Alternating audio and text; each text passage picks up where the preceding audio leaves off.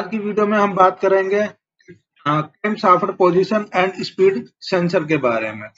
Hello friend, मैं हूं आपका दोस्त अजय। स्वागत है आपका अपने ही चैनल मुझोक ऑटो टेक पे। और आज हम बात कर रहे हैं BS6 के ऑल सेंसर सीरीज के पार्ट 4 में camshaft position and speed sensor के बारे में। तो चलिए फ्रेंड, देर ना करते हुए हम अपनी वीडियो स्टार्ट। सबसे पहले बात करते हैं हम इसके लॉक की। अ, आप ये फ्रेम नंबर 1 में देख सकते हैं, ये लॉक आपको कुछ इस प्रकार का लगा हुआ दिखाई देगा। और इस पे ये आप देख रहे हैं, ये इसका पे डस्ट कवर लगा हुआ होता है। तो हम इसे हटा लेंगे और फ्रेम नंबर 3 में आते हैं। और आप ये सफेद सा लॉक देख रहे हैं, इस लॉक को हम एरो की दिशा में ऊपर की साइड में यानी वायरिंग की साइड में इसको जब खींचेंगे तो ये कुछ थोड़ा सा बाहर आ जाएगा। और इसी सफेद वाले को लॉक को हम जब दबाएंगे और इसको कपलर को पुश करेंगे तो ये बाहर आ जाएगा। जैसे आप कुछ इस फ्रेम नंबर 4 में भी देख सकते हैं, ये बाहर आया हुआ और यहीं पे हम इस पे दबाव देंगे और खींचेंगे बाहर की साइड में तो ये कुछ इस प्रकार निकल जाएगा। ये हमारा सेंसर साइड का कपलर दिखाई दे रहा है और ये हमारे वायरिंग साइड का कपलर दिखाई दे रहा है। कपलर निकालने के बाद हमें वायरिंग का कुछ इस प्रकार से दिखाई देगा, जो 3 पिन का कपलर होता है, जो हमारे वो इशू के J1 वायरिंग के साथ में जुड़ा हुआ होता है। अब बात कर लेते हैं हम इसका काम क्या होता है। फ्रेंड, जैसे कि आपने हमारी पिछली वीडियो देखी होगी, अगर नहीं देखी हो तो आपको उसका लिंक डिस्क्रिप्शन में मिल जाएगा। आप चाहें तो वो देख सकते हैं, आई बटन में मिल जाएगा आपको, वहां से भी आप उस वीडियो को देख सकते हैं, जिसका शीर्षक था crank shaft position and speed sensor. इसका हमारा जो जिसकी अभी हम बात कर रहे हैं, ये है camshaft position and speed sensor. तो फ्रेंड, इन दोनों का काम लगभग थोड़ा एक दूसरे से मिलता जुलता है। इसका काम मेन काम होता है, जो हमारे इंजन की टाइमिंग होती है उसकी इंफॉर्मेशन इशू को देना, प्लस जो कैम शाफ्ट की स्पीड है उसकी इंफॉर्मेशन भी इशू को देना। तो इसलिए इसका पूरा नाम जो बोलते हैं क्रैंक शाफ्ट पोजीशन, यानी क्रैंक शाफ्ट की पोजीशन क्या है और उसकी स्पीड क्या है, इन दोनों का डाटा इशू को दे। अब बात करते हैं हम इसके संबंधित फाल कोड की। तो फ्रेंड, इसके संबंधित जितने भी फाल कोड आएंगे वो 3 ही फाल कोड आएंगे, इसके अलावा आपको कोई और फाल कोड देखने को नहीं मिलेगा। तो चलिए स्टेप बाय स्टेप हम तीनों फाल कोडों की बात करते हैं। पहला जो हमारा फाल कोड हमें देखने को मिलेगा वो नंबर है 731 778 23 22। तो सबसे पहले हम बात करते हैं 731 फाल कोड की। ये कब आता है, इसका आने का क्या क्या कारण होता है। जब भी ये फाल कोड आएगा और हम लैपटॉप कनेक्ट करेंगे तो हमें कुछ ऐसा लिखा हुआ मिलेगा, engine position signal from the crankshaft position sensor and camshaft position sensor to not match. इसका कहने का मतलब है, हमारा जो क्रैंक शाफ्ट का यानी इंजन स्पीड सेंसर का सिग्नल है और कैम शाफ्ट का जो जो जिसे हम टाइमिंग सेंसर ही बोलते हैं, इन दोनों का जो डाटा इशू को मिल रहा है वो मैच नहीं कर रहा है। तो फ्रेंड, इसका कारण क्या है कि ये दोनों सिग्नल मैच क्यों नहीं कर रहे हैं।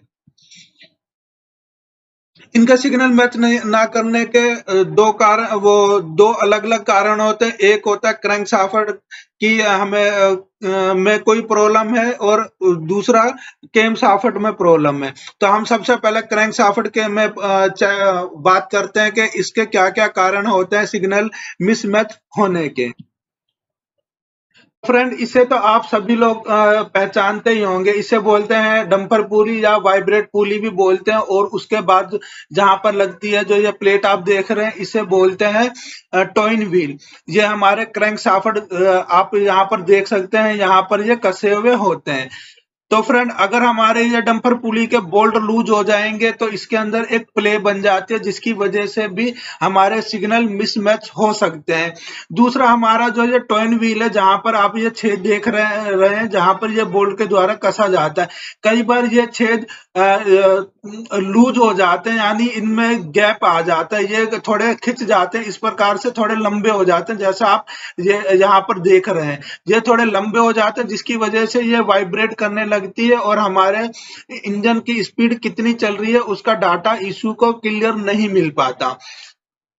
इसके अलावा जो और कारण होते हैं क्रैंक शाफ्ट के, आप ये क्रैंक शाफ्ट सभी ने देखी होगी, जहां पर हमारी एक गरारी लगती है बिल्कुल आगे की साइड में।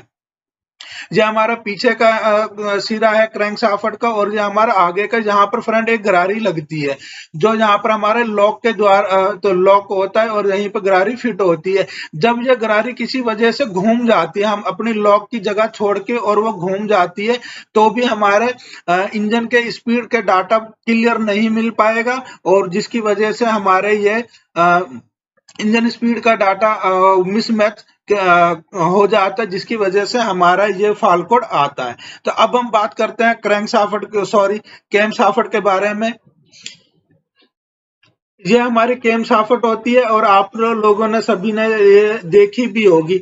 ये जो हमारी टाइमिंग आ रही है, तो फ्रेंड ये भी कई बार इस शाफ्ट में ये घूम जाती है। ये भी लॉक के द्वारा यहाँ पर बैठी हुई होती है, जिसकी एक पोजीशन ही होती है, उस पोजीशन में ही होनी चाहिए। अगर ये किसी वजह से घूम जाएगी तो हमारी टाइमिंग के सिग्नल आउट हो जाएंगे, और वही मिसमैच कहलाता है। तो हमें ये चीज भी इस फाल कोड में हमें ये चीजें देखनी पड़ेंगी। आई होप आप अच्छी तरह समझ गए होंगे कि हमारा 731 फाल कोड क्यों आता है। फ्रेंड, फिर भी अगर आपके दिल में कोई डाउट रह जाए, तो कोई बात समझ में नहीं आती, तो आप मुझे कमेंट सेक्शन में जाके भी कोई भी सवाल जवाब कर सकते हैं। मैं आपको उन आपके सवालों का, आपके डाउटों का पूरा क्लियर करूंगा। आप मुझे इंस्टाग्राम पे भी फॉलो कर सकते हैं, वहां भी मेरे से कोई भी सवाल जवाब कर सकते हैं, जिसका लिंक आपको डिस्क्रिप्शन में मिल जाएगा। चलिए आगे बढ़ते हैं। अब हम बात करते हैं 778 के फॉल कोड के बारे में, कि यह फॉल कोड आने का क्या कारण है। जब हम लैपटॉप लगाएंगे तो हमें कुछ ऐसा देखने को मिलेगा। The ECM has detect a loss of signal from the crankshaft position sensor. इसका कहने का मतलब है कि जो क्रैंक शाफ्ट के सिग्नल हैं वो लॉस हो रहे हैं। तो इस कंडीशन में फ्रेंड, हमारे जो ये crank shaft signal crank shaft के सेंसर की जो पिने हैं, तीनों पिनों में से कोई भी किसी में भी प्रॉब्लम हो सकती है। यानी हमारा वोल्टेज वाला तार भी टूटा हुआ हो सकता है, सिग्नल वाला भी हो सकता है, और हमारा रिटर्न का यानी अर्थ वाला तार भी टूटा हुआ हो सकता है, या हमारा सेंसर खराब हो सकता है। तो ये चीजें हमें अच्छी तरह से चेक करनी पड़ेंगी। ये फॉल्ट कोड हमेशा वायरिंग की वजह से ही आता है। चलिए अब हम बात करते हैं हमारे फॉल्ट कोड 2223 के बारे में। ये क्यों आता है और इसके आने का क्या कारण है। जब लैपटॉप कनेक्ट करेंगे तो हमें इसमें कुछ ऐसा देखने को मिलेगा। Camshaft, engine speed sensor, intermittent synchronisation. इसका मतलब इस फॉल्ट कोड का कहने का मतलब है कि जो हमारा केम शाफ्ट का सेंसर है, उसका जो स्पीड का डाटा है वो इशू को सही नहीं मिल रहा है। तो इस ऐसा क्यों होता है, चलो उस पर बात करते हैं। ये हमारी क्रैंक शाफ्ट है फ्रंट। जब हम इसे इंजन में फिट करते हैं, तो यहाँ पर आप देख सकते हैं, यहाँ पर ना एक चांद टाइप का लॉक लगता है, जो इसे रोकने का काम करता है। फ्रंट, जब वो लॉक जो होता है कई बार क्या घिस जाता है, और वो घिसने के बाद में ये जो पूरी रोड है इसके अंदर प्ले हो जाती है, जिसकी वजह से चलती गाड़ी में ये हल्का आगे पीछे होती है। तो जिसकी वजह से सेंसर इसका पूरा डाटा, जब ये आगे पीछे सरकती है तो पूरा डाटा उसे नहीं मिल पाता। तो अक्सर ये फॉल्ट कोड इसी वजह से ही आता है। तो हमें इसका ये क्रैंक शाफ्ट का सॉरी कैम शाफ्ट का हमें लॉक चेक करना पड़ेगा, वो कट तो नहीं गया है। तो फ्रेंड, इस कैम शाफ्ट पोजीशन सेंसर के संबंधित जितनी भी फाल कोड थे, हमने उस पर बात कर ली है। इससे संबंधित आपको ये 3 फाल कोड ही देखने को मिलेंगे। आई होप आपको अच्छी तरह से समझ आ गया होगा कि कौन से फाल कोड क्यों आते हैं। अगर फिर भी आपके दिल में कोई डाउट हो, आपका कोई सवाल हो, तो आप मुझे कमेंट बॉक्स में लिख के बता सकते हैं, या मुझे इंस्टाग्राम पे फॉलो करके वहां भी मेरे से कोई भी सवाल कर सकते हैं, और मैं कोशिश करूंगा आपके हर डाउट को क्लियर करने की। तो फ्रेंड, आज की वीडियो के लिए बस इतना ही। मिलते हैं अपनी नेक्स्ट वीडियो में किसी और टॉपिक के ऊपर। अगर वीडियो आपको पसंद आई हो तो लाइक करें, शेयर करें, सब्सक्राइब करें और हमेशा खुश रहिए।